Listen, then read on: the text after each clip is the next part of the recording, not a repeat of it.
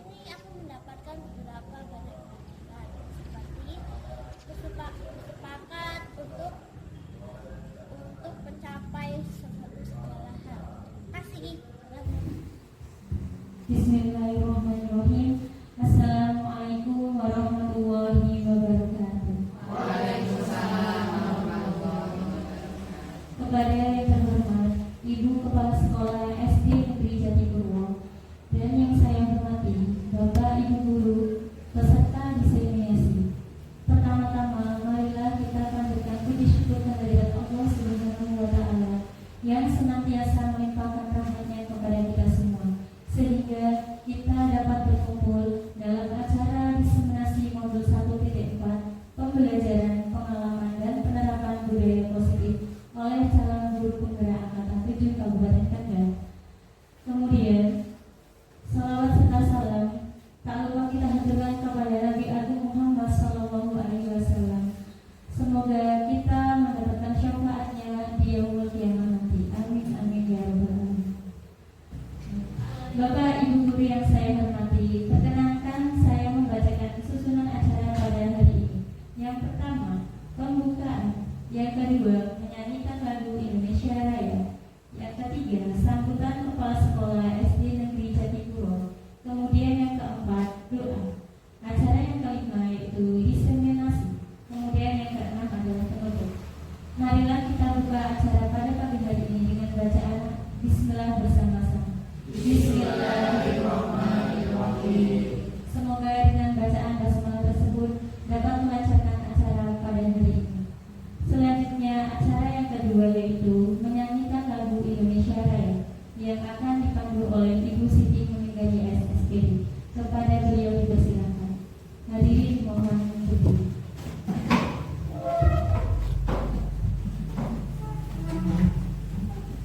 Hiduplah Indonesia Raya, tujuan Indonesia tanah airku, tanah tumpah darahku. Di sanalah aku berdiri, jadi pandu ibuku.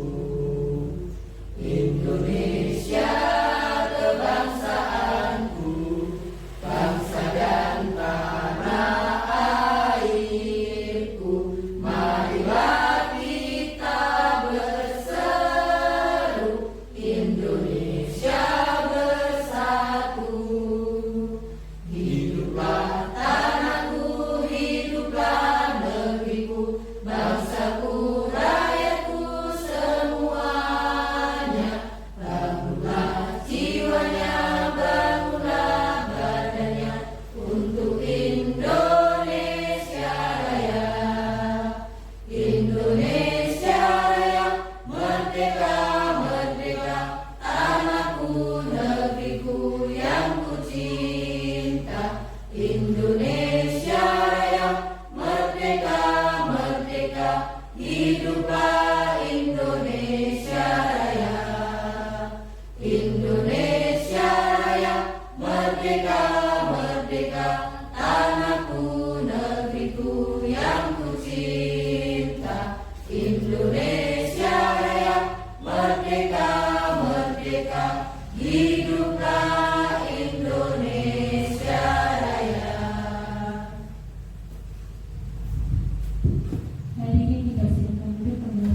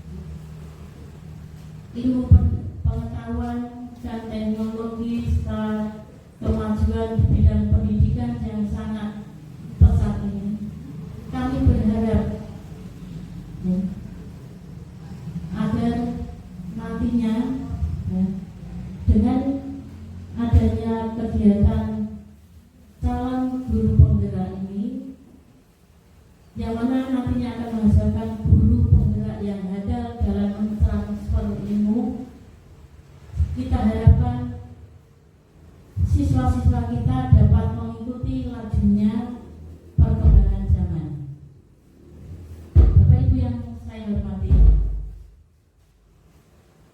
pada pagi yang cerah ini akan diadakan diseminasi modul 1-4 oleh calon guru penggerak angkatan 7 Kabupaten Kendal, yaitu atas nama Ibu Dwi Iswanti SPD, yang mana Bu Dwi Iswanti ini berasal dari SD Jati Purwo. Dengan kegiatan calon guru penggerak angkatan 7 ini, terutama modul 1-4 ini tentang pembelajaran pengalaman dan penerapan budaya positif, di mana kita garis bawahi, yaitu tentang budaya positif. Bapak Ibu yang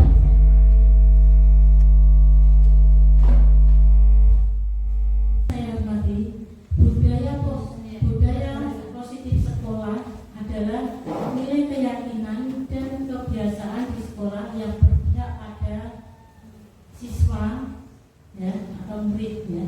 Tujuannya agar murid menjadi pribadi yang kritis dan bertanggung jawab. Budaya positif ini kita ciptakan agar mendukung pembentukan karakter murid yang diharapkan nantinya, ya, yaitu murid ataupun siswa kita memiliki karakter profil pelajar Pancasila melalui praktek baik budaya positif. Bapak Ibu yang kami hormati, marilah kita sukseskan, ya, pelaksanaan diseminasi modul 1-4 ini agar dapat berjalan lancar, aman, tanpa ada suatu halangan apapun. Saya berharap juga kepada Bapak Ibu guru yang lain agar dengan adanya kegiatan calon guru penggerak ini, kita lebih bersemangat, ya, untuk segera mengikuti dan mensukseskan program pemerintah ini, yaitu dengan diadakannya program calon guru penggerak ini. Segera mendaftar. Saya berharap segera mendaftar.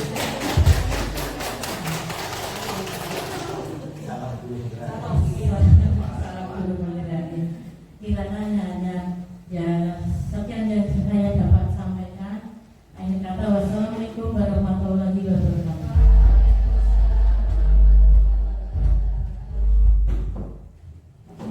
Dilakukan terima kasih. Kemudian acara yang keempat, doa yang akan dibawa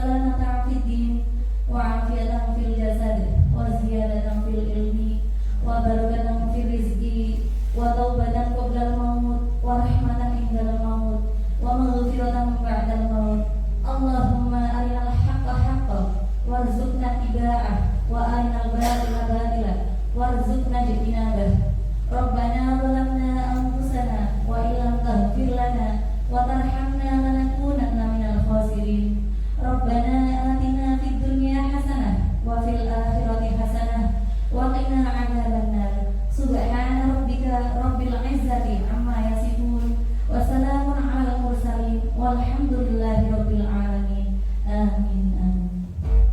Assalamualaikum warahmatullahi wabarakatuh.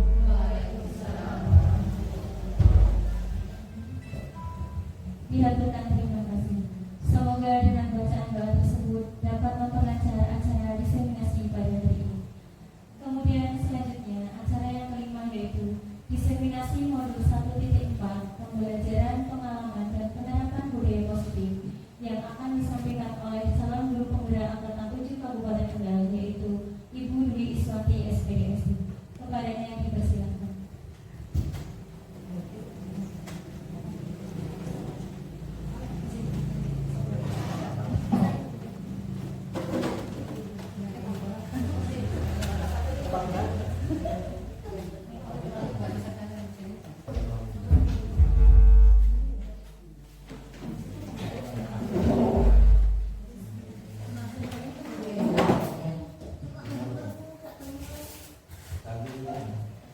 Bismillahirrahmanirrahim. Assalamualaikum warahmatullahi wabarakatuh. Yang terhormat Ibu Kepala SD Negeri Jatipurwo, Satmes dan Sdn SPDSD,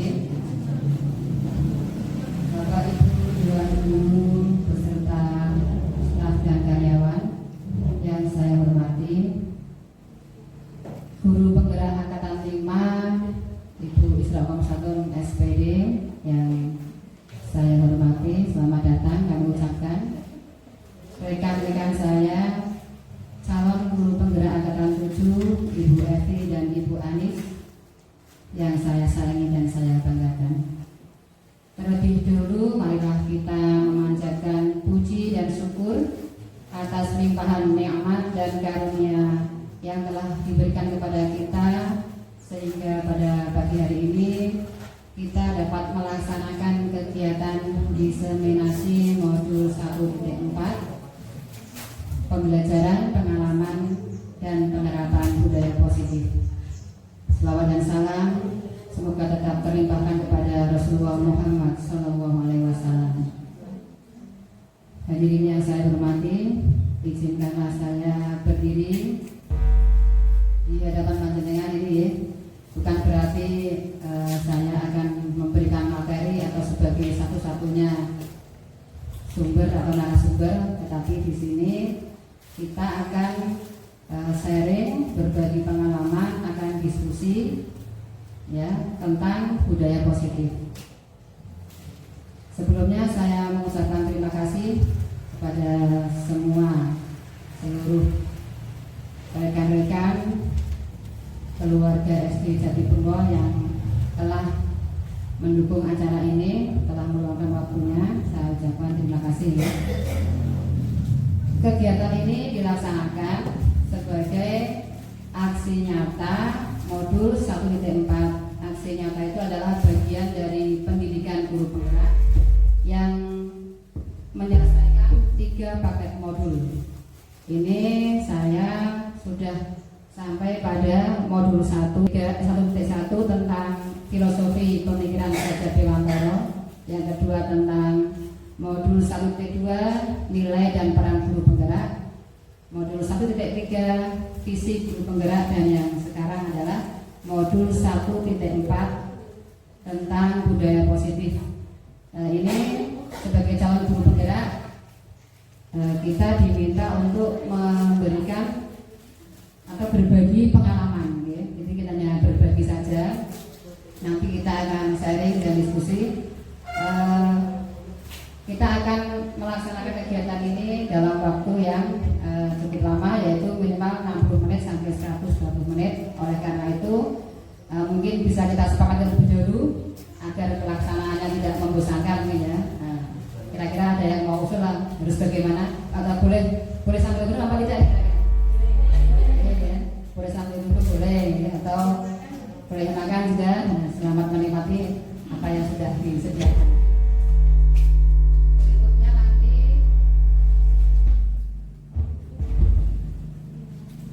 kita akan berdiskusi dan sharing tentang pengalaman kita masing-masing. Tujuan kegiatan diseminasi pada hari ini adalah berbagi pembelajaran, pengalaman, penerapan budaya positif di sekolah. Nah, apa itu budaya positif? Budaya positif merupakan penerapan nilai-nilai, keyakinan yang dianut dan diyakini oleh sekolah.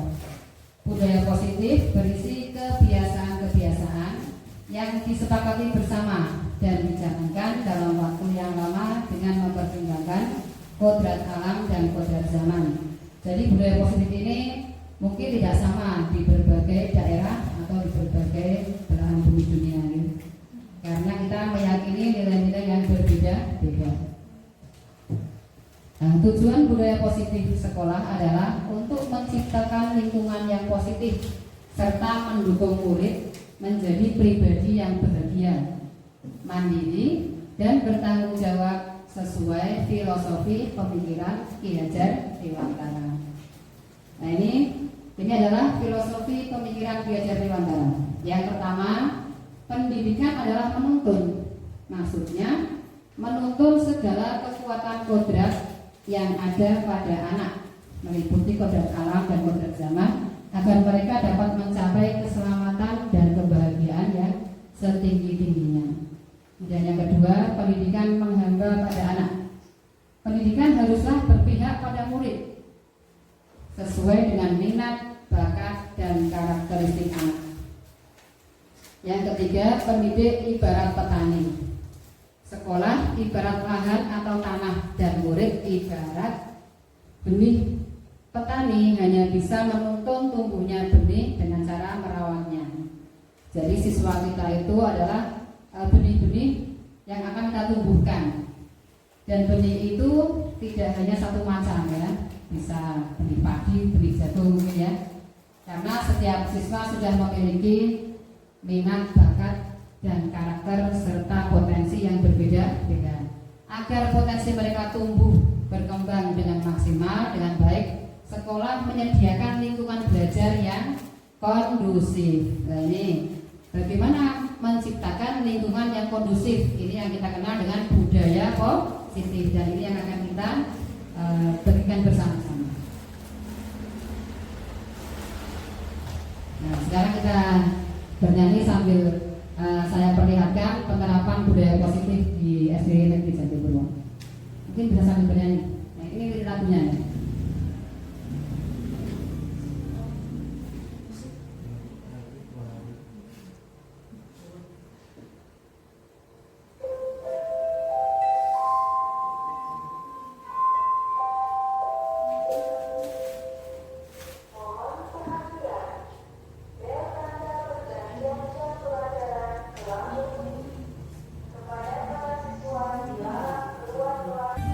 Mari bersama ya.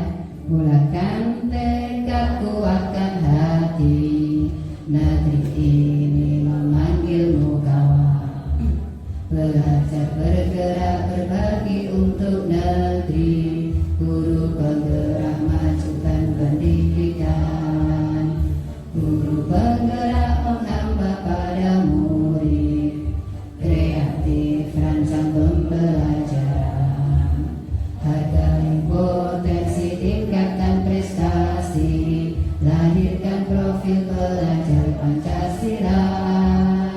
Belajar, bergerak, berbagi untuk negeri, kita mencari kolaborasi. Belajar, bergerak, berbagi untuk negeri, demi bakti pada Ibu Pertiwi.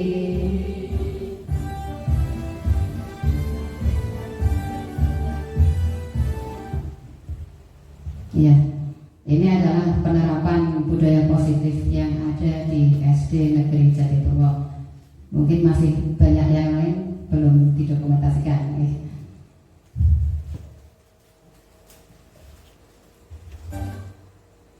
Nah, sebelum kita masuk ke materi, ini ada pertanyaan pemantik. Nanti Bapak dan Ibu guru bisa menjawab setuju atau tidak setuju dengan cara mengacungkan kertas yang akan dibagikan. Ya. Terima kasih kepada Bu Anil yang sudah membantu membagikan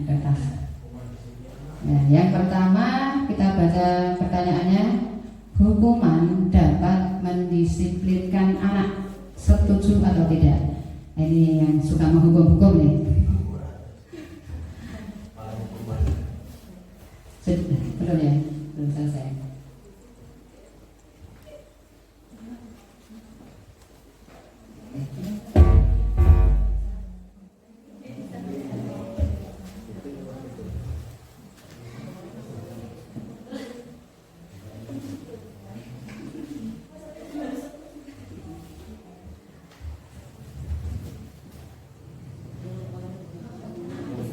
Sudah mendapatkan kertas semua ya?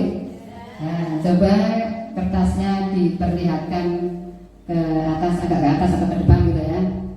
Kira-kira hukuman dapat mendisiplinkan anak, setuju atau tidak? Ya, ada yang setuju, ada yang tidak.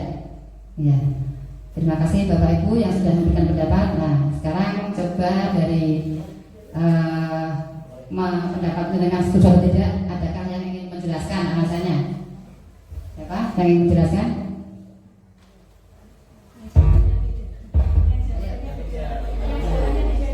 Lagi, monggo.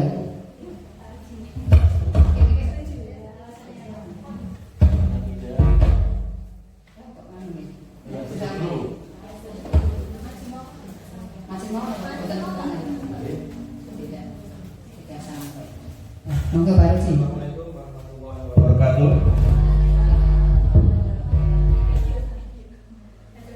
Oke, saya tidak setuju karena setiap peraturan itu ada hukuman. Karena hukuman itu tidak berarti memberatkan anak itu diberi hukuman yang berat. Hukuman intinya memberikan hukuman yang mendidik.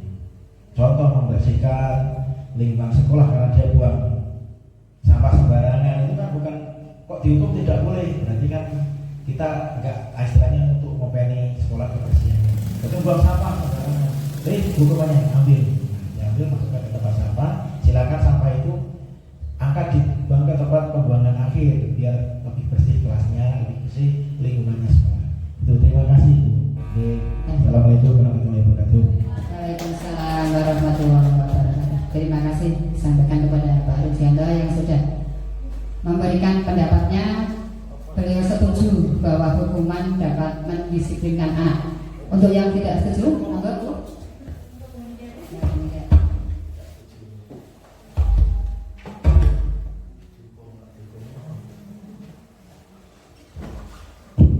Baiklah, saya akan memberikan pendapat saya. Hukuman itu kadang-kadang saya tidak setuju kalau diberi hukuman. Soalnya kan di era-era kayak gini gitu Bapak Ibu ya, guru itu kalau mendisiplinkan murid, kalau diberi hukuman itu yang marah orang tuanya. Ya, toh. Hukuman banyak ya macam-macamnya ya. Kadang-kadang ada yang kalau kita kan menghadapi murid itu kadang-kadang kan khawatir kesel itu. Nah, sudah seperti itu.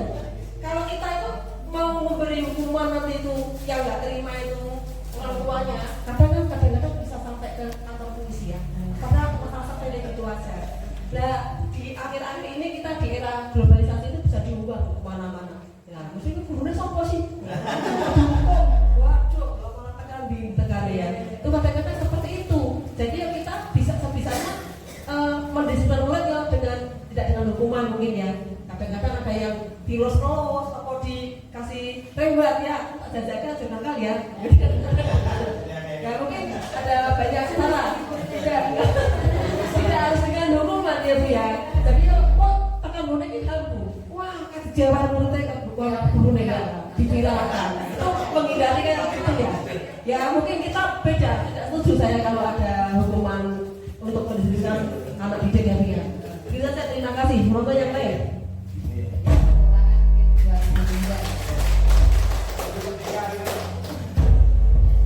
Demikian ya Bapak Ibu, apakah jawaban pendapat dari pandangan semua itu sudah tepat atau ada yang kurang tepat?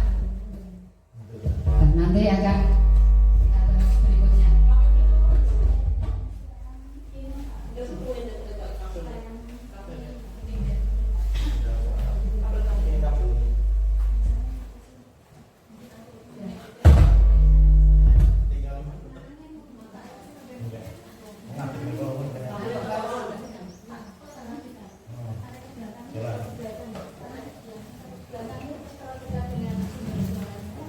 gangguan terus kui itu kan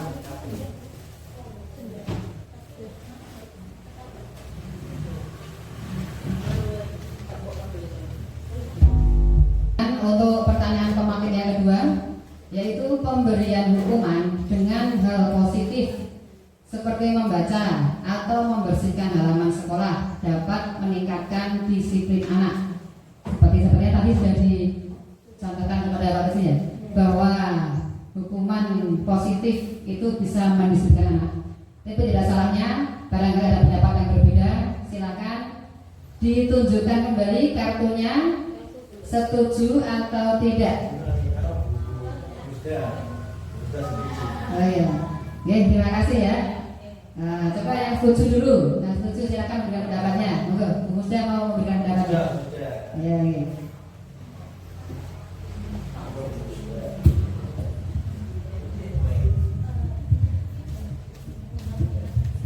Ya, kalau saya pemberian hukuman dengan hal positif itu contohnya membaca atau membersihkan halaman sekolah itu setuju. Karena kalau setiap aturan itu dilanggar kan seharusnya ada apa namanya hukuman. Hukumannya yang positif. Contohnya lagi misalnya tidak mengerjakan tugas, itu PR itu banyak sekali anak-anak yang tidak mengerjakan tugas. Itu misalnya disuruh menghafal surat pendek atau apa gitu. Saya setuju dengan itu. Karena yang positif tidak terkait dengan hukuman fisik gitu ya. Dan dari saya itu saja. Iya.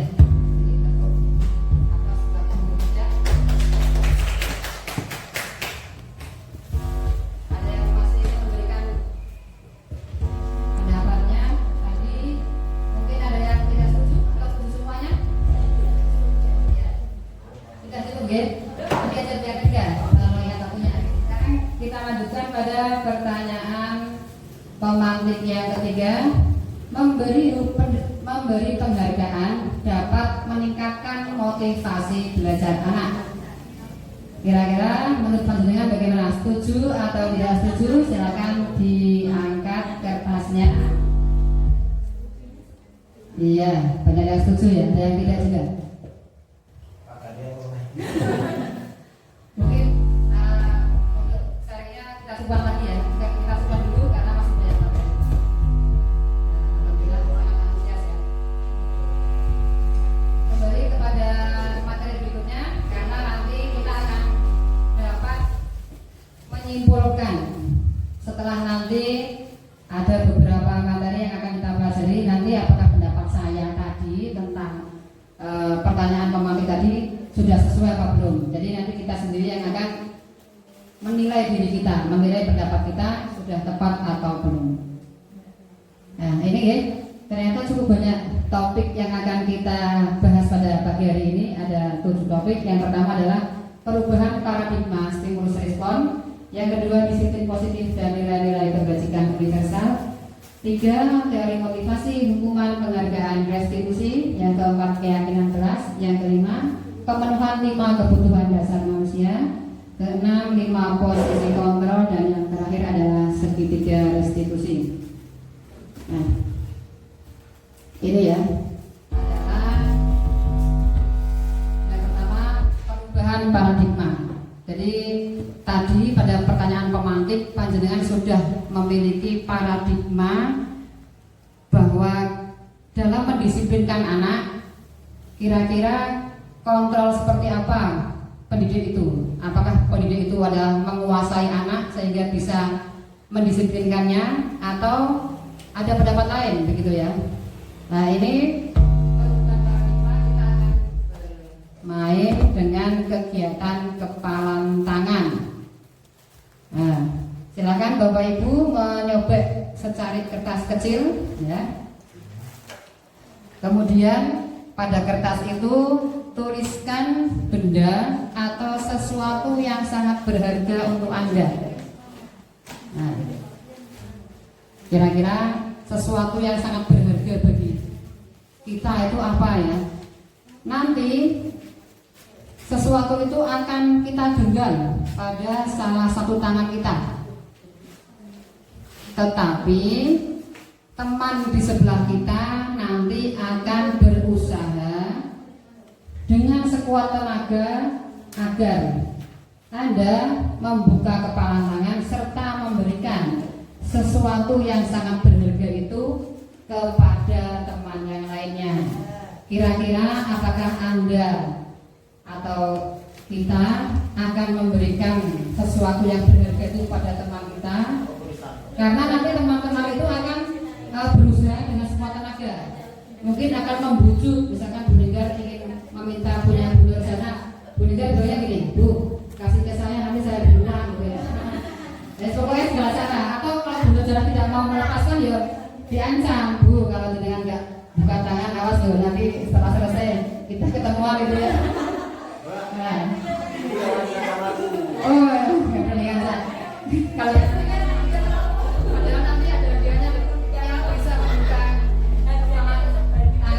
dapat hadiah pada tadi ya.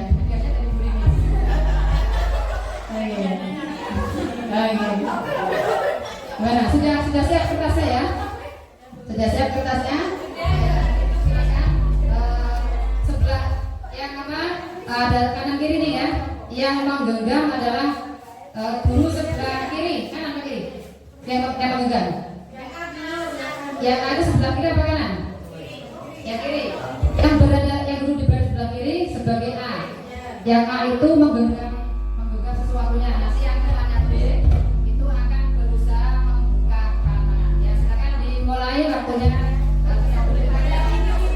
Yang bisa membuka.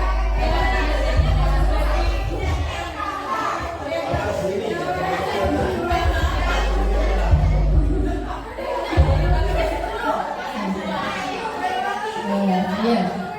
Cukup ya? Iya, tidak cukup. Coba saya tanya, siapa yang berhasil membuka kepala tangan temannya? Hah? Tidak ada? Nah, kurang pinter ini bukanya ya? Oh iya. Yang misalnya di Bayu dapat ini yang barang berharga itu yang apa? Yang paling berharga itu adalah kesehatan. Siapa yang memberikan tadi, Pak? Saya. Oh, tanpa dipaksa diberikan ya? Tapi tidak sesuai dengan permainannya. Tidak ada perlawanan soalnya ya. Harusnya dilawan. Dan tidak apa-apa dikasih aja gitu ya. Harus dilawan dulu. Oh, disepuh ya. Kalah subuh Pak ya. Kalah subuh ternyata. Oke. Langsung aja ya. Apa ini ya? Apa yang dapat kita ambil pelajaran dari permainan kepala tangan ini? Nah ini kita belajar tentang perubahan paradigma stimulus respon ke teori kontrol. Teori stimulus respon itu yang sudah biasa kita kenal Pak. Jadi kalau kita memberikan stimulus atau rangsangan, pasti ada orang yang respon. Nah ini adalah teori sebelumnya. Tetapi kita nanti akan diberikan teori baru yaitu teori kontrol. Ini akan merubah paradigma kita. Nah ini yang stimulus respon ini kita mencoba mengubah orang agar berpandangan sama dengan kita. Pada teori kontrol kita berusaha memahami pandangan orang lain tentang dunia. Mungkin tadi dengan ketika temannya kok tidak mau membuka kepalanya itu, mungkin jangan akan bilang begini, kok pelit banget sih, saya aja kalau punya gak sepelit itu kok. Nah, ya. Jadi kita memandang orang lain itu semua seperti kita. Nah itu adalah yang stimulus respon. Teori kontrol ternyata justru kita yang berusaha memahami orang lain. Oh, mengapa dia kok tidak membuka kepala tangan ya? Barangkali memang itu adalah sesuatu yang sangat berharga sehingga kita tidak bisa merebutnya, kita tidak bisa memaksanya, gitu ya. Ya. Nah ini kemudian yang kedua, perilaku buruk dilihat sebagai suatu kesalahan. Ini menurut stimulus respon ya. Sedangkan teori kontrol, semua perilaku memiliki tujuan. Jadi menurut Anda tadi, teman saya kok pelit sekali ya, suruh membuka saja kok tidak boleh. Itu merupakan sebuah kesalahan atau perilaku buruk. Anak-anak kita kan sama ya. Kalau anak kita itu ingin meminta sesuatu dan tidak diberikan, bagaimana pandangan mereka kepada kita? Kita jelek apa baik menurut dia? Buruk ya. Jadi tidak memberikan itu sesuatu yang buruk. Ternyata pada teori kontrol bahwa semua perilaku memiliki tujuan. Jadi kita nanti memahami, kok anak susah sekali ya, kok anak tidak mau begini begitu. Ternyata mereka berbuat seperti itu juga memiliki tujuan, bukan pandangan kita. Oh, kamu nggak nulis, kamu buruk, kamu jelek, kamu salah. Jadi tidak bisa menjudgment perilaku seseorang dari sudut pandang kita saja, gitu ya. Saya bisa mengontrol orang lain pada teori stimulus respon. Teori kontrolnya Anda tidak bisa mengontrol orang lain. Tadi ya, pada kepalan tangan tadi, yang bisa memerintah diri kita adalah kita sendiri, bukan orang lain. Saya mau belajar bukan karena siapapun, karena saya memang membutuhkan misalnya seperti itu. Jadi itu adalah teori stimulus respon. Nanti yang lain bisa dibaca. Nah ini ya, perubahan paradigma teori kontrol. Yang pertama adalah ilusi guru mengontrol murid. Ilusi itu adalah seolah-olah kita itu seolah-olah guru itu bisa mengontrol murid. Muridnya tenang tergantung gurunya, gitu ya. Muridnya rame ya tergantung gurunya. Itu adalah ilusi sebenarnya. Ilusi saja ya. Ilusi bahwa guru dapat mengontrol murid. Ilusi bahwa kritik dan membuat orang merasa bersalah dapat menguatkan karakter. Menurut kita, kalau anak-anak kita itu kita beri kritikan, kamu kalau begini harusnya begitu dan begini begitu, itu menurut kita sudah memberikan penguatan karakter kepada mereka. Itu adalah ilusi ya. Kemudian ilusi bahwa semua penguatan positif, efektif dan bermanfaat. Seperti tadi mungkin bisa menghukum dengan hal positif itu bermanfaat. Ilusi bahwa orang dewasa memiliki hak untuk memaksa. Apakah benar kita sebagai orang dewasa punya hak untuk memaksa anak-anak, terutama anak didik kita? Nah, kita saksikan lebih dulu video berikut ini.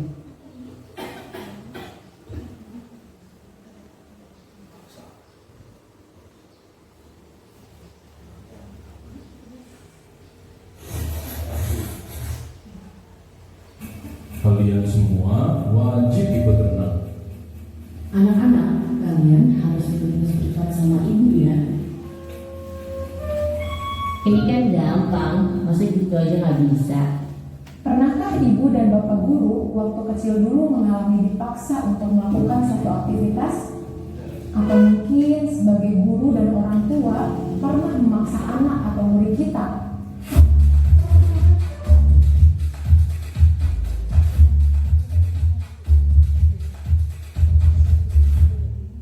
Memaksa terkadang bisa berhasil, setidaknya untuk jangka pendek.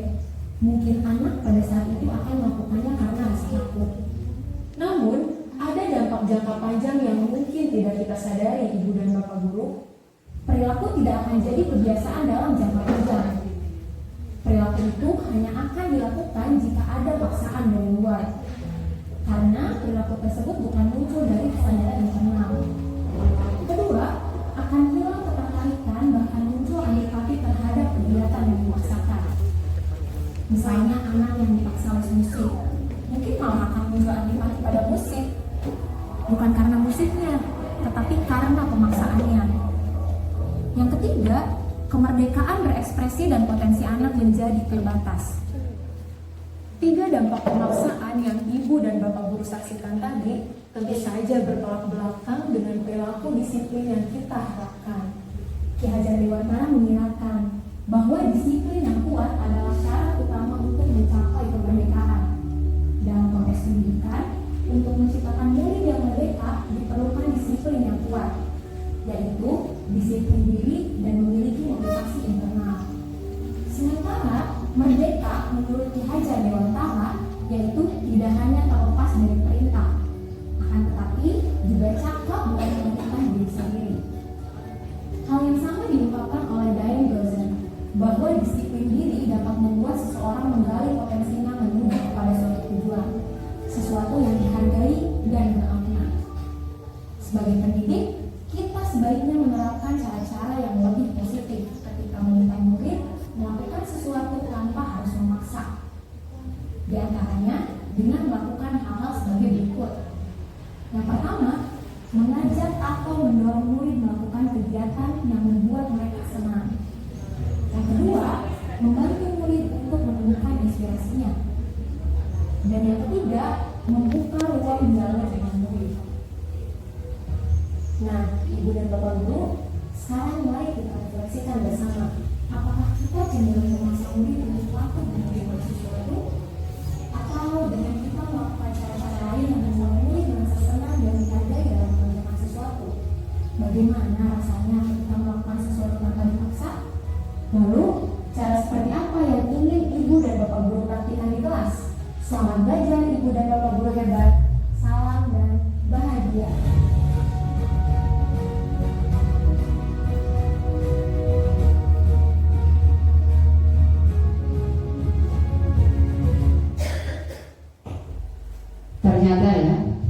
Ternyata apa? Ternyata tidak perlu dipaksa untuk terbiasa gitu ya. Menurut saya tadi yang saya dapatkan di video itu ini, ingin jadi gamer disuruh jadi dokter gitu ya. Ini pas kepada anak-anak kita sendiri. Nah, intinya mau apa ya? Nah ini ya, kita lanjutkan kepada disiplin positif dan nilai-nilai kebajikan universal. Disiplin positif ya. Disiplin positif adalah suatu cara penerapan disiplin tanpa kekerasan atau paksaan dan ancaman yang dalam prakteknya melibatkan perilaku komunikatif dan efektif antara guru dan murid. Ini ya. Jadi kita harapkan siswa kita, murid kita itu melaksanakan disiplin tanpa ada paksaan, tanpa ada hukuman gitu ya. Disiplin positif mengajarkan kepada murid tentang konsekuensi perilaku yang mereka lakukan. Seseorang yang memiliki disiplin diri berarti mereka bisa bertanggung jawab terhadap apa yang dilakukannya karena mereka mendasarkan tindakannya pada nilai-nilai kebajikan universal. Nah, jadi memang harus kita yakini nilai-nilai kebajikan itu. Nah ini adalah mind mapping disiplin positif ya. Yang pertama, Anda tidak bisa mengontrol orang lain, hanya Anda yang bisa mengontrol diri Anda. Kemudian semua perilaku memiliki tujuan. Ini nanti ada teori motivasi. Kemudian model berpikir menang-menang, kolaborasi dan konsensus menciptakan pilihan baru. Ini nanti 5 posisi kontrol yang berakhir pada segitiga restitusi. Kemudian yang keempat adalah realitas kebutuhan kita berbeda. Ini nanti pada materi 5 kebutuhan dasar manusia. Nah, kita lanjutkan pada nilai-nilai kebajikan universal. Nilai-nilai kebajikan adalah sifat-sifat positif manusia yang merupakan tujuan mulia yang ingin dicapai oleh setiap individu. Nilai-nilai tersebut bersifat universal dan lintas bahasa, suku bangsa, agama maupun latar belakang. Setiap perilaku pasti memiliki tujuan. Bahkan kita itu kalau tidur kemudian bangun itu juga sudah punya tujuan ya. Nah tidur lagi tujuannya mungkin melanjutkan mimpi ya. Kalau bangun berarti mewujudkan mimpi itu gitu ya. Nah ini adalah setiap perbuatan memiliki tujuan. Dengan mengaitkan nilai kebajikan yang diyakini seseorang, maka motivasi instruknya akan terbangun. Dari tujuan disiplin positif itu adalah anak melakukan kebaikan itu bukan karena paksaan, tetapi muncul dari dalam dirinya karena meyakini nilai-nilai kebajikan. Misalnya anak itu bangun pagi, dia apa yang diyakini nilainya? Karena saya akan berangkat sekolah misalnya. Jadi tanpa ada paksaan dari orang tua harus bangun dan sebagainya. Nah sekarang tujuan kita itu menumbuhkan nilai-nilai tadi agar anak itu ngerti, oh nek bangun pagi itu saya akan lebih siap berangkat sekolah gitu ya. Orang tua menjadi senang atau dan sebagainya gitu. Nilai-nilai kebajikan yang ingin dicapai oleh setiap anak Indonesia kita kenal dengan profil pelajar Pancasila. Karena ini sudah IKM mesti sudah hafal ya. Apa saja dimensi profil pelajar Pancasila? Nah, coba kita sebutkan bersama-sama. Yang pertama apa? Ya. Yang kedua? Yang ketiga? Yang keempat? Yang kelima?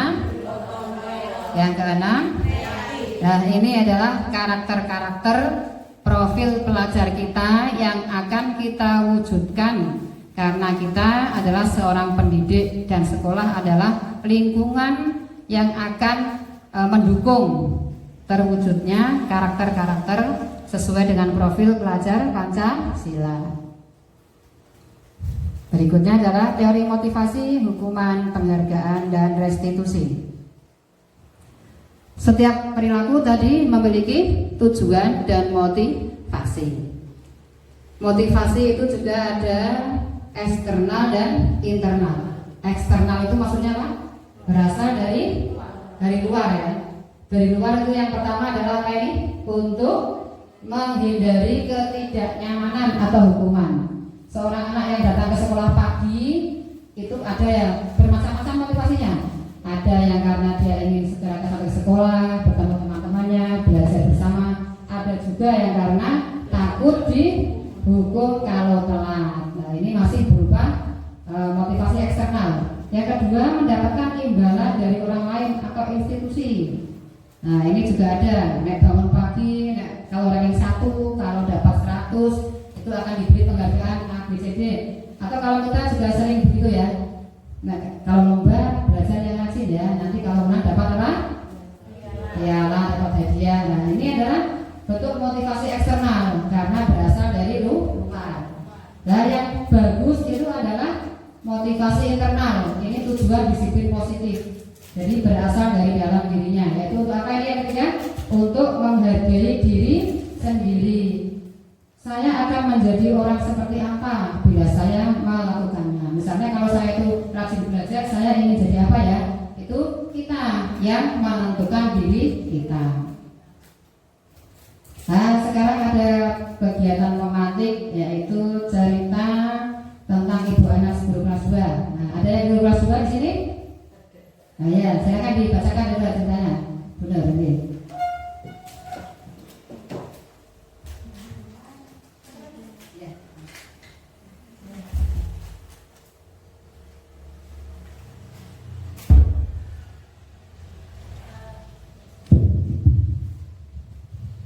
Saya akan membacakan ini kegiatan pemantik.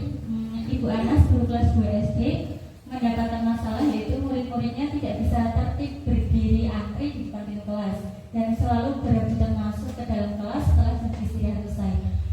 Ini tentunya sangat mengganggu proses pembelajaran di mana kelas tidak dapat mulai tepat waktu karena Ibu Anas sibuk menenangkan murid-muridnya terlebih dahulu untuk waktunya yang cukup lama. Akhirnya Bu Anas berpikir cepat dan mengandalkan stiker bintang.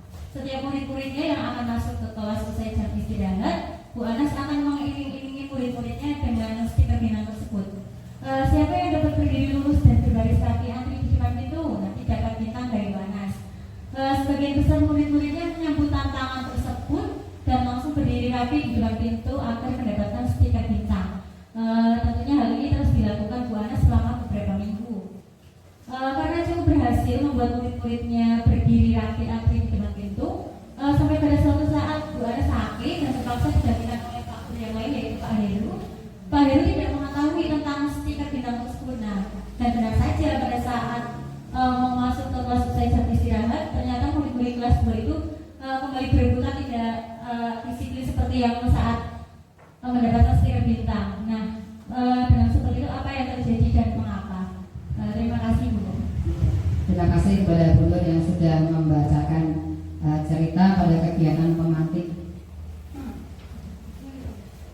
Ini ya, seperti ini kira-kira pernah dipraktekkan apa belum?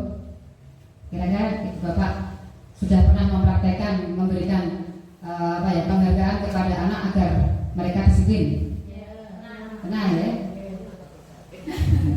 Coba kita lihat pertanyaannya.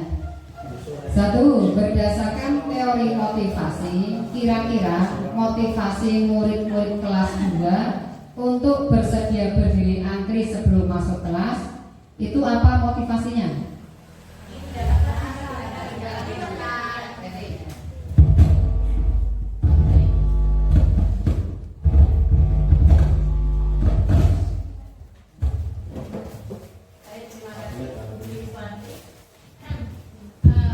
Pertanyaan nomor 1. tadi kira-kira apa motivasi murid kelas 2 untuk bersedia berdiri antri sebelum masuk kelas? Yaitu ya otomatis mereka ingin mendapatkan stiker bintang itu gitu. Pertanyaan kedua mungkin dari adakah cara lain agar murid-murid kelas 2 bersedia antri di depan kelas tanpa diberi penghargaan stiker bintang? Ya, bukan motivasi internal murid tersebut. Ya, terima kasih ya. Jadi yang kedua adalah menumbuhkan motivasi internal atau tidak tergantung dengan stiker bintang. Ternyata pemberian penghargaan itu termasuk hukuman. Tapi kita tidak pernah berpikir seperti itu ya. Menurut kita hukuman itu ya sing angel-angel ya, yang menyakitkan, yang membuat siswa itu kapok dan sebagainya atau punya perasaan tidak nyaman. Ternyata bahwa penghargaan berlaku sama dengan hukuman. Artinya murid akan kembali kepada perilaku yang kurang baik apabila penghargaan itu diberhentikan ya. Sehingga penghargaan itu berlaku sama dengan hukuman. Bahkan juga memiliki efek-efek negatif yang sangat banyak. Pada pengaruh jangka panjang, jangka pendek dan jangka panjang. Jangka pendeknya itu berarti tadi disiplinnya hanya sementara saja.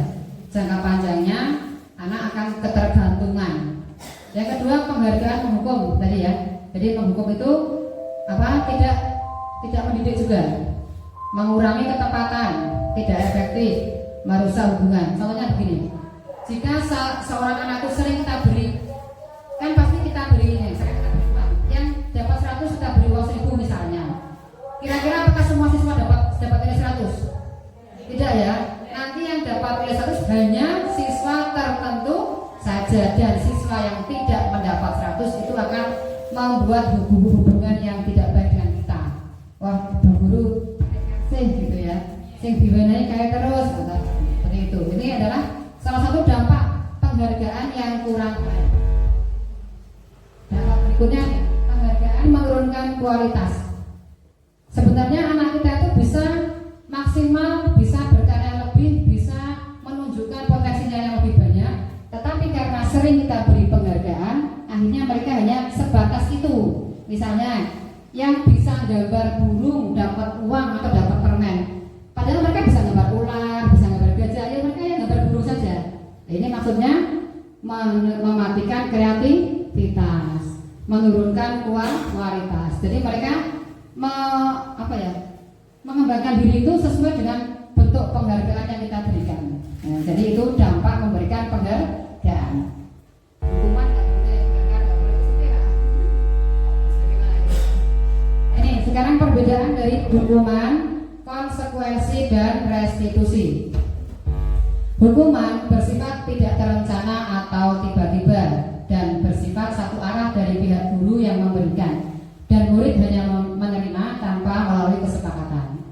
Sedangkan konsekuensi adalah sudah terencana, sudah disepakati, sudah dibahas, dan disetujui murid dan guru. Umumnya bentuk konsekuensi dibuat oleh pihak guru dan murid sudah mengetahui sebelumnya konsekuensi yang akan diterima bila ada pelanggaran. Sedangkan restitusi adalah proses menciptakan kondisi bagi murid untuk memperbaiki kesalahan mereka sehingga mereka bisa kembali pada kelompok mereka dengan karakter yang lebih kuat menurut Diane Gassen. Sudah jelas ya perbedaan hukuman dan konsekuensi.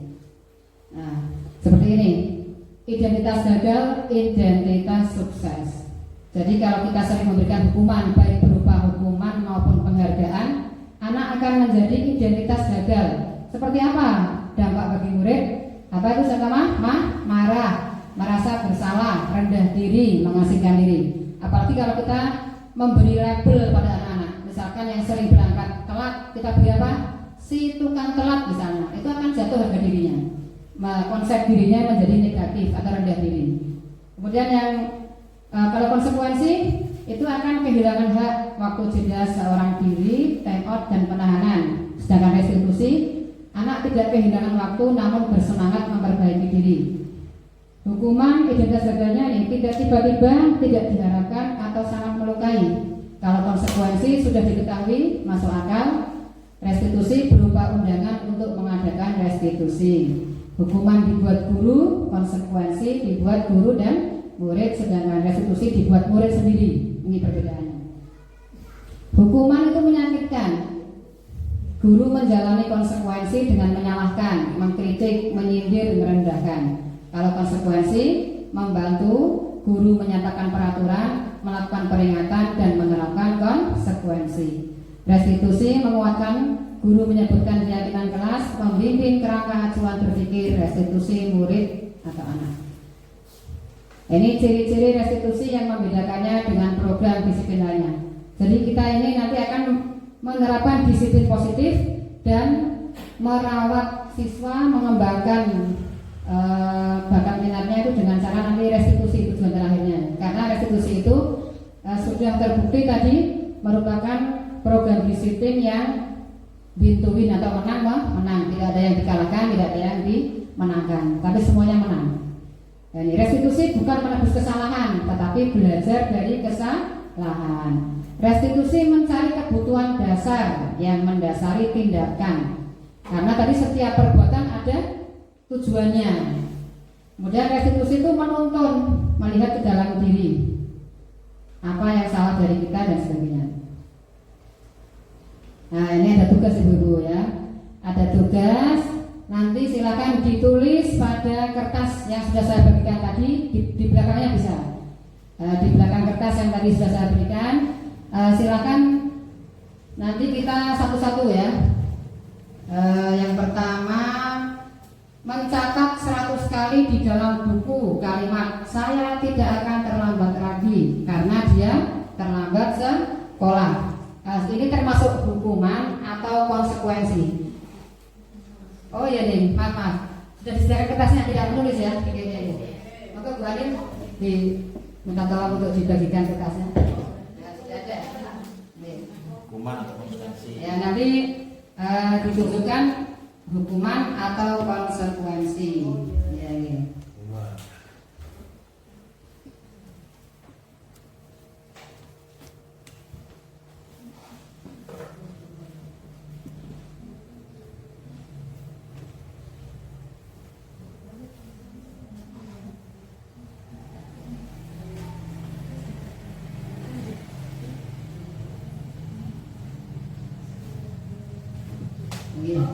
Udah ya. Nah ya, nanti silakan diangkat kertasnya untuk menentukan sebuah tindakan guru itu termasuk memberi hukuman atau konsekuensi dari kesalahan anak. Yang pertama, mencatat 100 kali di dalam buku kalimat saya tidak akan terlambat lagi sebagai karena dia terlambat sekolah itu termasuk hukuman atau konsekuensi. Silakan diangkat kertasnya.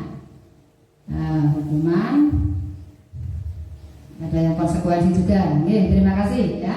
Sekarang yang kedua, murid lari mengelilingi lapangan basket 2 kali karena terlambat hadir di sekolah, termasuk hukuman atau konsekuensi. Ya, kompak ini. Apa hukuman semua ya? Nah, ya, hukuman.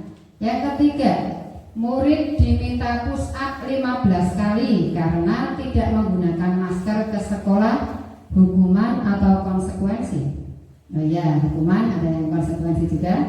Oke, terima kasih. Yang keempat, menggantikan kertas tugas teman yang telah dicoret-coret. Nah, termasuk apa ini? Konsekuensi atau hukuman? Iya, terima kasih. Sudah.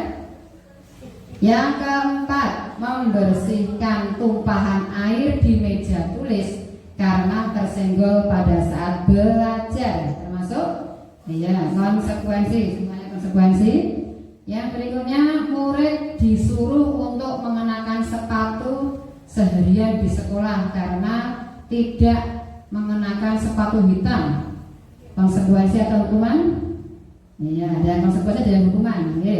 Yang terakhir, lari mengelilingi lapangan basket 2 kali karena terlambat 10 menit untuk pelajaran PJOK. Konsekuensi atau hukuman? Iya, ada yang konsekuensi dan hukuman. terima kasih ya. Kita beri tepuk tangan untuk kita semua. Ya. Ini kalau dibuat grafik itu ada pemenangnya harusnya. Kita lihat kunci jawabannya. Iya, demikian kunci jawabannya ya. Gimana tadi? Ada yang benar semua apa tidak ya? Ada yang benar semua ya? Oke. Ternyata yang pertama adalah hukuman. Mengapa hukuman? Karena tadi ciri hukuman itu apa? Bersifat satu arah. Jadi guru yang menentukan. Selain itu kadang tidak sesuai dengan jenis kesalahan anak, ya. Terlambat, tetapi kok suruh nulis, hubungannya apa ya? Mungkin kalau terlambat, konsekuensinya ya dia harus pulangnya terakhir, atau pulangnya dilebihkan sesuai jam terlambatnya. Itu konsekuensinya begitu konsekuensi. Yang kedua, lari karena terlambat. Ada kaitannya apa tidak nih? Tidak berkaitan juga ya. Terlambat kok lari nggak ada hubungannya ya. Itu berarti sebuah hukuman. Yang ketiga juga hukuman karena tidak ada kaitannya, intinya tidak ada konsekuensi. Harusnya kalau terlambat ya tadi harus pulang lebih akhir. Kalau tidak menggunakan masker mungkin ya besok harus bawa masker double misalnya atau bagaimana yang berkaitan dengan kesalahan. Kemudian kalau yang keempat ini konsekuensi karena sudah mencoret kertas teman ya konsekuensinya harus bagaimana? Menggantikan kertasnya ya. Demikian juga yang berikutnya membersihkan tumpahan air di meja karena kesalahannya dia adalah yang menumpahkan atau tersenggol ya. Kalau yang terakhir lari kok terlambat kok lari tapi kok konsekuensi mengapa begitu? Karena pelajarannya. Oh ya karena sesuai dengan pelajarannya. Hitung-hitung sebagai pemanasan kita ya. Nah, jadi terlambat kok lari pisang. Sebabnya dia tadi sudah nggak ikut pemanasan karena terlambat. Temannya sudah pemanasan dia belum gitu ya. Nah ini adalah perbedaan hukuman dan konsekuensi. Ya berikutnya adalah keyakinan kelas. Mengapa tidak peraturan saja? Mengapa harus keyakinan? Bedanya apa ya? Peraturan dengan keyakinan. Nah, contohnya begini. Kalau kita mengendarai roda 2, apa yang kita pakai? Helm. Apa sih? Kenapa sih kita pakai helm? Agak aman. Biar aman. Atau takut sama Pak Polisi barangkali? Ya begitu ya. Ada yang kalau kena tilang itu merupakan konsekuensi atau hukuman? Misalnya kalau kita tidak pakai helm nanti kena tilang, itu apa berarti? Konsekuensinya ya, dihukum juga ya. Nah, tapi kalau kita pakai helm karena ingin keselamatan, berarti itu apa? Motivasi atau keyakinan ya. Kita yakin naik helm ini aman, nanti kalau ada kecelakaan tidak berakibat fatal gitu. Jadi itu sebuah keyakinan. Kalau yang karena takut polisi kena tilang itu adalah konsekuensi dan hukuman.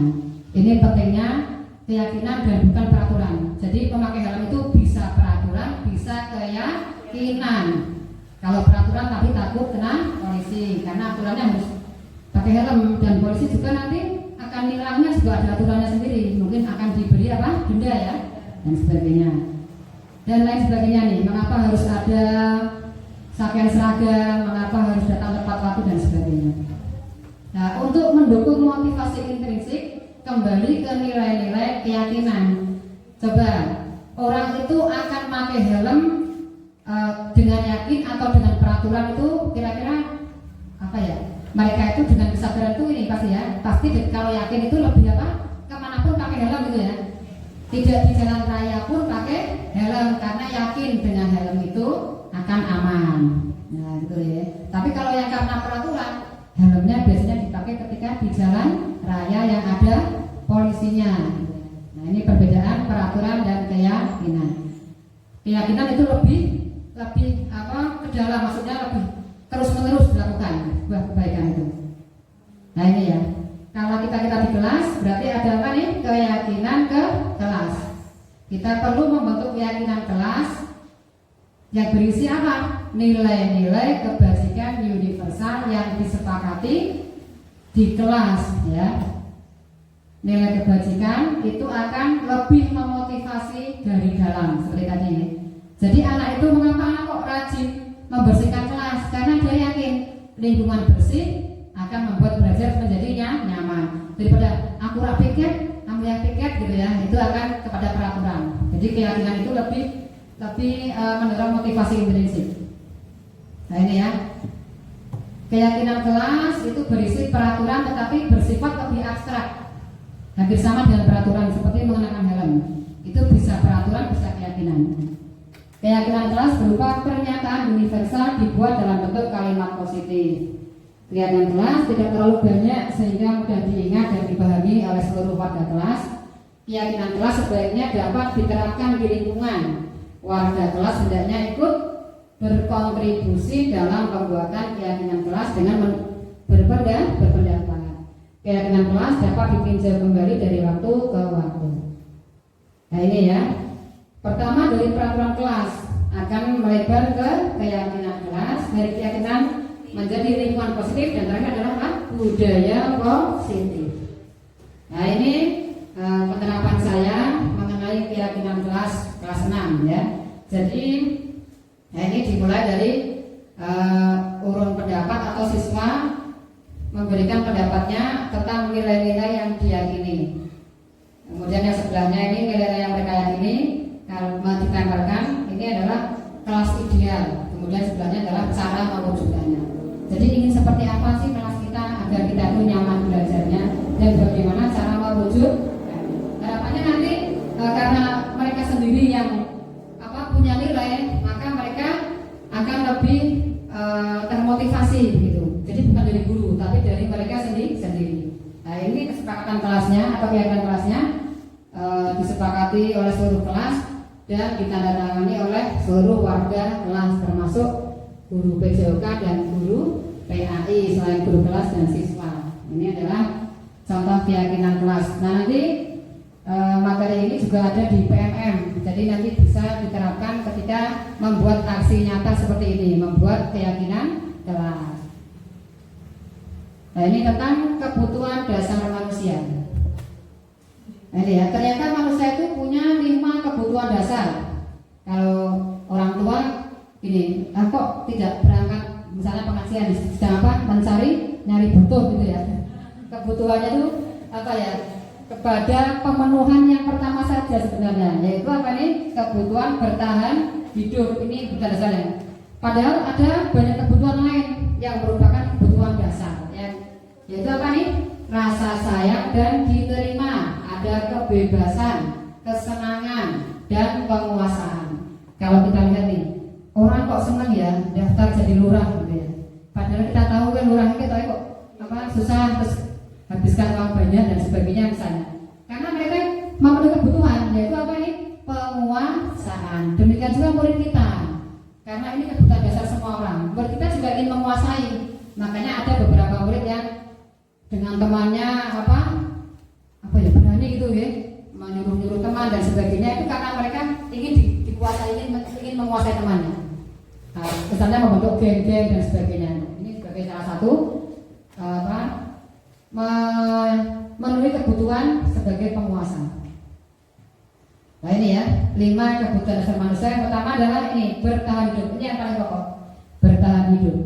Ini meliputi kebutuhan fisik, makan, minum gitu ya, sandang, pangan, papan. Nah ini lainnya adalah ada kasih sayang dan rasa diterima, kesenangan, kebebasan, serta penguasaan. Nah silakan, ini ya, ada tugas lagi, mengidentifikasi kebutuhan dasar manusia. Nah ini tugasnya menulis Bu, ya. Sudah ada di depan panjenengan 4 kertas. Silakan dibalik, tuliskan kebutuhan apa yang belum dipenuhi oleh kondisi. Ada 4 kondisi ini. Ada 4 kondisi. Silakan ditulis ya. Yang pertama, ibu guru bilang, aku tidak boleh bersenandung sewaktu mengerjakan tugas. Katanya kelas harus tenang, tidak ada suara. Kan nggak seru jadinya. Pernah begitu di kelas kita Bu? Ada anak yang sambil ngerjakan tugas sambil ngobrol, sambil nyanyi. Kira-kira dia butuh apa ya? Kebutuhan apa yang belum dipenuhi olehnya sehingga dia berbuat seperti itu? Sudah ditulis apa belum? Sudah. Coba ditunjukkan atau dibacakan. Nah, mana ya?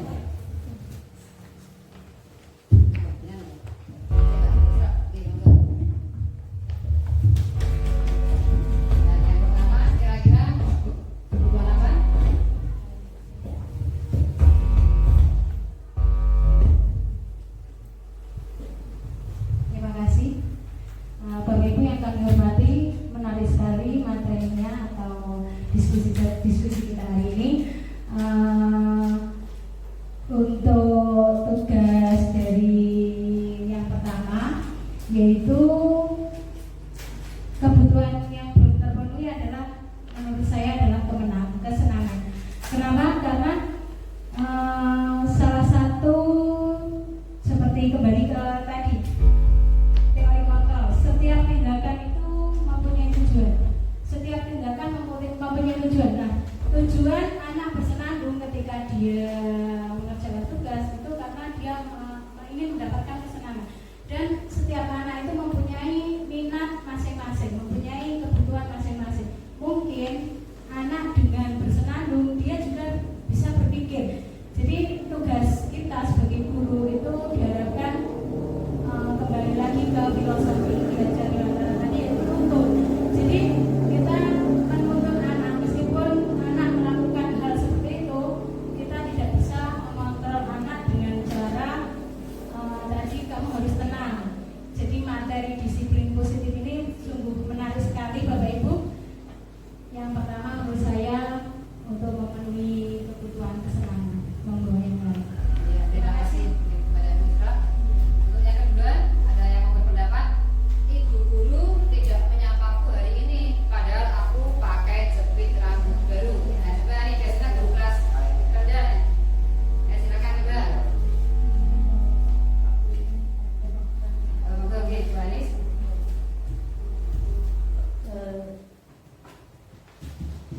Terima kasih untuk yang kedua.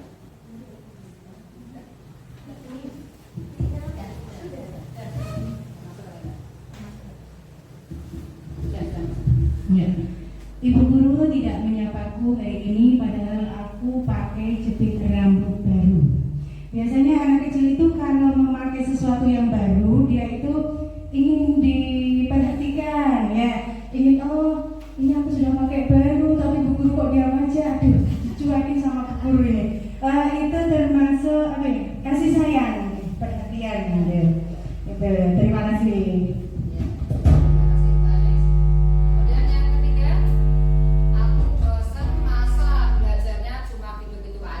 Dengerin guru aja. Kira-kira anak seperti ini ingin mendapatkan kebutuhan apa?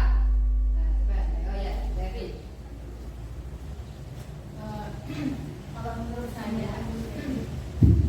Kalau menurut saya itu kebutuhan kebebasan Bu Iswanti. Kenapa? Karena anak itu ya jelas bosan ya kalau belajarnya itu tidak ada inovasi atau metode-metode yang menurut dia itu bisa masuk ke pikirannya gitu. Terima kasih. Ya, terima kasih Bu Evi. Yang terakhir nih, aku sebel tidak dipilih menjadi ketua kelas. Kira-kira kebutuhan apa yang tidak terpenuhi oleh anak ini? Ada yang berpendapat? Apa kira-kira? Kebutuhan apa? Ada tadi ada 5. Kebutuhan apa? Penguasaan ya. Kita lihat ya. Nah ini yang pertama adalah kebutuhan kesenangan, yang kedua kasih sayang dan rasa diterima, yang ketiga kebebasan, dan yang keempat penguasaan. Jadi kalau ada anak yang berperilaku di kelas yang kurang baik, itu kita identifikasi dulu Bu, kebutuhan mereka itu apa sih yang belum kita berikan. Jadi tidak menjudgment anak nakal, anak kurang ajar dan sebagainya. Mungkin kebutuhan anak itu belum terpenuhi oleh kita sebagai pendidik di sekolah, gitu ya. Ini teori kebutuhan seperti ini. Kadang juga bisa diterapkan di rumah, ya. Kalau ada anak rewel atau ada masalah apa, mungkin memang ada beberapa kebutuhan yang belum dipenuhi. Nah ini sekarang 5 posisi kontrol. Ini kita saksikan dulu videonya. Silakan Bu Lisa.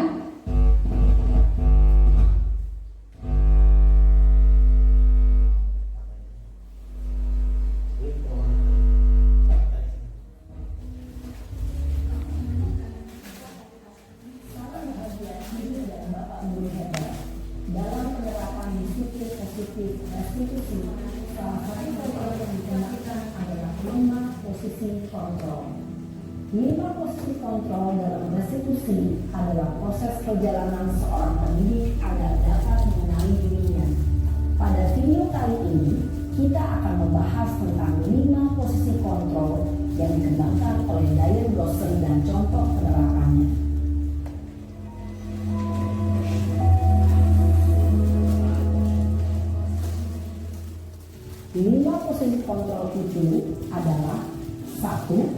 posisi penghukum. 2. Posisi pembuat merasa bersalah. 3. Posisi teman. 4.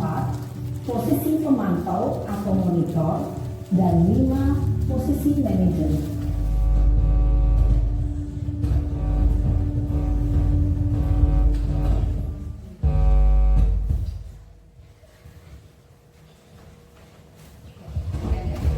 Kemudian tadi tayangan video tentang 5 posisi kontrol.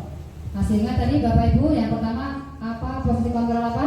Satu adalah sebagai penghukum, yang kedua pembuat orang merasa bersalah, yang ketiga sebagai teman, yang keempat pemantau, dan yang terakhir manajer. Ya.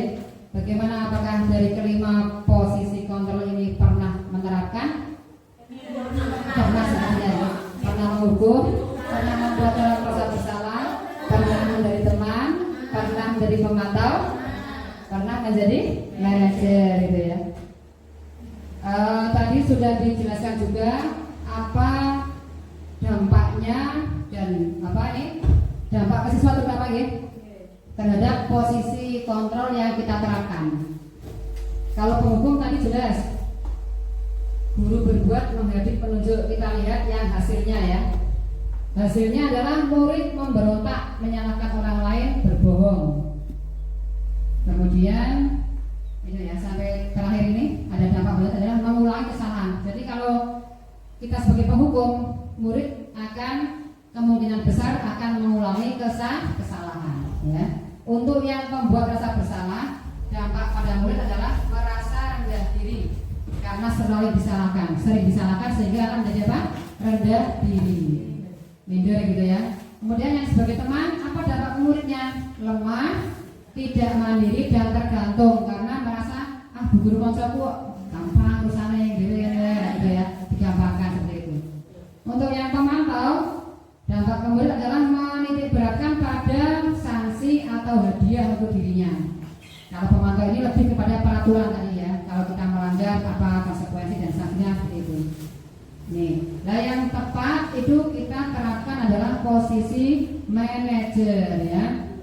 Pada posisi ini dampak pada murid, dia akan mengevaluasi diri, bagaimana cara memperbaiki diri. Seperti tadi kasus Naren itu, dia menemukan sendiri cara mengatasi agar tidak terlambat sekolah. Misalnya tadi dengan memasang alarm, kemudian meminta tolong anggota keluarga untuk membangunkannya apabila alarmnya tidak berfungsi ya. Nah seperti itu. Jadi murid itu bisa memperbaiki dirinya sendiri, bukan dari guru atau orang lain.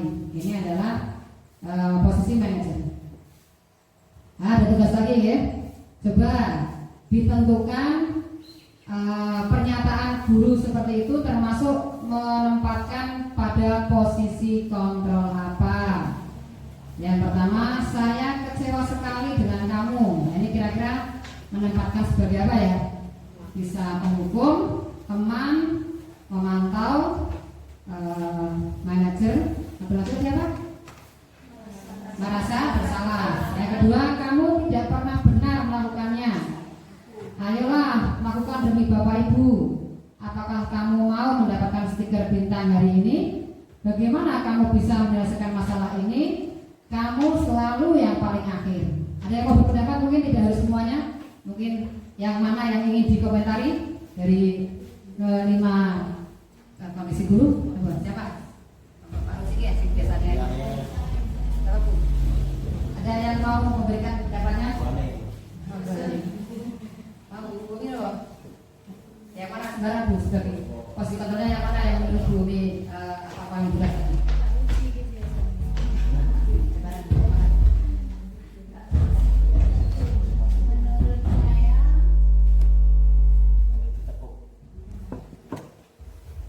Bagaimana kamu bisa menyelesaikan masalah ini termasuk yang manajer? Ya. Ada yang mau tidak salah lagi mungkin? Yang kamu selalu yang paling terakhir itu hukuman. Ya. Bagaimana dengan ibu pendapat dari Bu ya? Setuju atau ada yang menambahkan atau ada yang ingin melengkapi? Tadi yang sudah Bu sebutkan bagaimana? Setuju? Setuju ya? Ada yang lain apa tidak? Mungkin ingin menambahkan posisi kontrol yang mana? Tadi yang dua ya. Kamu selalu paling akhir adalah penghukum. Kemudian bagaimana kamu bisa menyelesaikan masalah ini adalah manajer. Coba kita bersama-sama. Saya kecewa sekali dengan kamu. Kira-kira posisi apa nih? Posisi teman. Ada yang lain? Nah ya, benar. Bisa ya. Yang kedua, kamu tidak pernah benar melakukannya. Apa ini? Penghukum. Kemudian yang ketiga, ayolah lakukan demi bapak dan ibu. Apa nih? Ya, apakah kamu mau mendapatkan stiker bintang hari ini? Apa berani? Apa? Pemantau ya, karena mendapatkan penghargaan dan hukuman. Kita lihat ya. Ya, saya kecewa sekali itu berarti membuat orang merasa bersalah.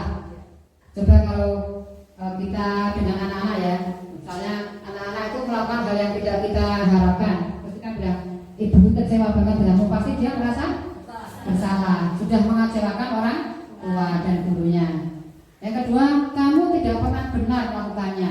Apa ini? Penghukum ya, karena sudah menghakimi. Hukum itu kan ke arah hakim, jadi menghakimi itu menjudgment seorang anak tidak pernah benar. Ayolah lakukan demi ibu bapak. Ini seorang teman. Jadi biasanya anak-anak itu kalau ada gamenya itu kan demi dia ya.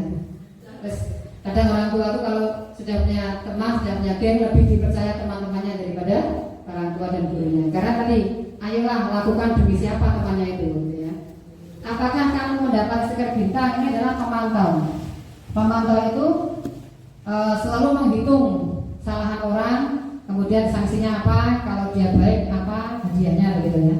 Kemudian yang manajer ini menawarkan solusi. Dan yang terakhir tadi, kamu selalu, dari kalimat selalu, tidak pernah itu menghakimi, jadi seperti seorang penghukum. Nah yang terakhir adalah segitiga restitusi. Karena tadi restitusi itu disiplin positif yang paling tepat yang kita gunakan untuk menumbuhkan motivasi and intrinsik siswa. Langkah-langkahnya adalah dengan melaksanakan segitiga restitusi. Segitiga itu memiliki berapa sisi, Bu? 3 sisi ya. Sisi yang pertama adalah menstabilkan identitas. Itu yang paling bawah alasnya. Menstabilkan identitas. Guru bisa bilang begini, guru bisa berkata seperti ini. Setiap orang pasti pernah melakukan kesalahan. Kamu bukan satu-satunya yang pernah melakukan ini. Itu identitas siswa akan kembali. Jadi anak yang seperti Naren tadi itu kalau dia sudah tahu kenapa terus dipanggil itu pasti dia akan bagaimana? Gagal ya identitas saya. Dia akan gagal identitas. Wah aku telah terus, dia sudah merasa begitu. Walaupun guru tidak mengatakannya itu, guru anak itu sudah merasa begitu ya. Makanya kita stabilkan dulu identitasnya. Jadi kamu bukan satu-satunya yang kelak. Yang kedua adalah validasi kebutuhan. Ya, ini guru bisa berkata begini, kamu tentu punya alasan mengapa kamu melakukan itu.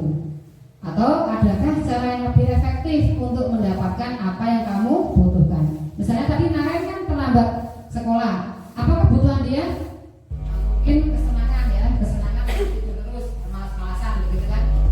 Nah kita tanya dulu alasannya, kebutuhan apa yang belum dia dapatkan. Kemudian yang ketiga adalah menanyakan keyakinan. Kita tanya kepada murid kita nilai-nilai apa yang telah kita sepakati. Kamu ingin menjadi orang seperti apa? Ini secara lebih lengkap seperti ini. Yang pertama namanya adalah menstabilkan identitas. Itu untuk membuat anak yang merasa gagal karena berbuat salah menjadi positif terhadap dirinya sendiri. Jadi yang terlambat itu bukan anak saja. Guru itu suka memarahi kadang merasa tidak pernah terlambat padahal sudah pernah. Maksudnya pernah gitu ya. Makanya mencari apa jalan keluarnya dengan cara restitusi ya. Setelah itu adalah validasi kebutuhan. Selain murid yang terlambat, guru juga bisa karena setiap orang memiliki kebutuhan. Tadi apa dulu kebutuhannya? Mungkin ada anak yang sakit atau kalau anak-anak mungkin faktor lainnya ya. Seperti ini kalimatnya, guru berkata ini. Kemudian yang terakhir Nah, ini karena tadi sudah kita sepakati nilai keyakinan kelasnya, sehingga kita tinggal menanyakan kembali saja.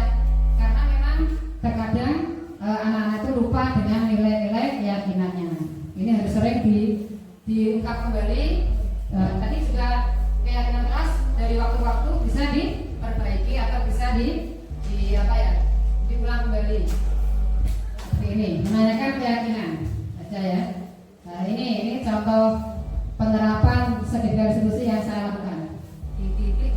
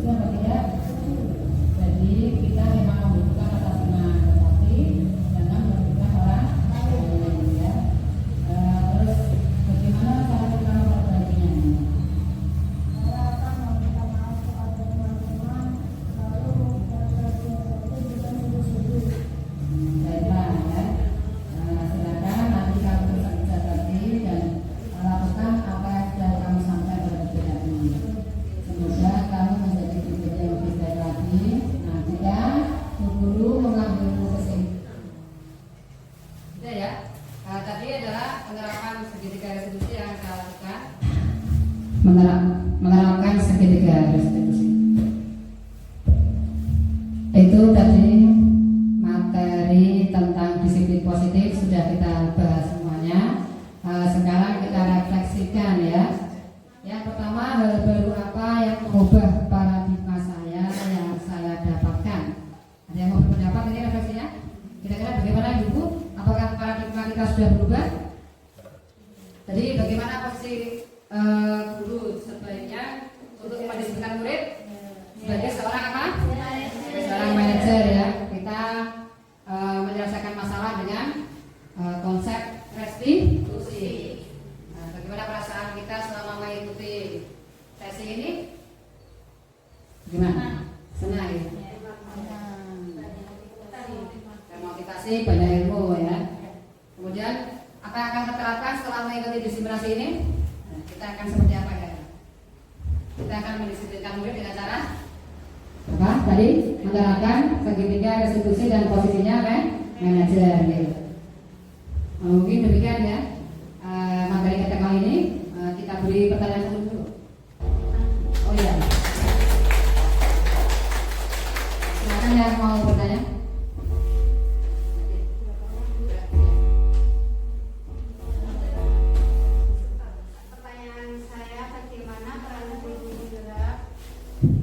Bagaimana peran guru penggerak dalam menularkan kebiasaan baik kepada guru lain dalam membangun budaya positif di sekolah? Ya, terima kasih atas pertanyaan yang diberikan. Silakan mau tepuk tangan, jangan diceritain. Dia sudah memberikan pertanyaan ya. Tadi sebagai calon guru penggerak memang tujuan dari pemerintah itu kita diminta menggerakkan. Jadi yang bergerak tidak hanya satu guru, tetapi bagaimana satu sekolah itu bisa ikut bergerak semuanya. Karena dalam program ini kita perlu kolaborasi. Saya tidak bisa melaksanakan atau membuat diskusi positif di sekolah ini secara sendiri, tetapi harus berkolaborasi dengan guru-guru yang lain ya, dengan cara membuat komunitas praktisi seperti ini ya, dengan cara sharing dan sebagainya. Yang kedua, saya tanyakan bagaimana respon ya dari rekan-rekan guru di SD Jatipurwo ini. Terima kasih. Alhamdulillah ya, untuk respon di SD Jatipurwo terhadap pelaksanaan penerapan tentang disiplin positif ini sangat baik dan sangat mendukung, karena kita sebagai pendidik sangat yakin dan mendambakan seorang murid yang memiliki disiplin diri yang positif serta nantinya membentuk budaya positif di sekolah. Mungkin cukup ya? Ya, karena sudah siang, saya sudah menyampaikan dari awal sampai akhir. Tentu saja banyak kekurangan dan kesalahan. Saya mohon maaf. Semoga apa yang kita lakukan hari ini mendapatkan manfaat di dunia wa dunia wal akhirah. Ya. Kita akhiri dengan ucapan hamdalah bersama-sama. Wassalamualaikum warahmatullahi wabarakatuh.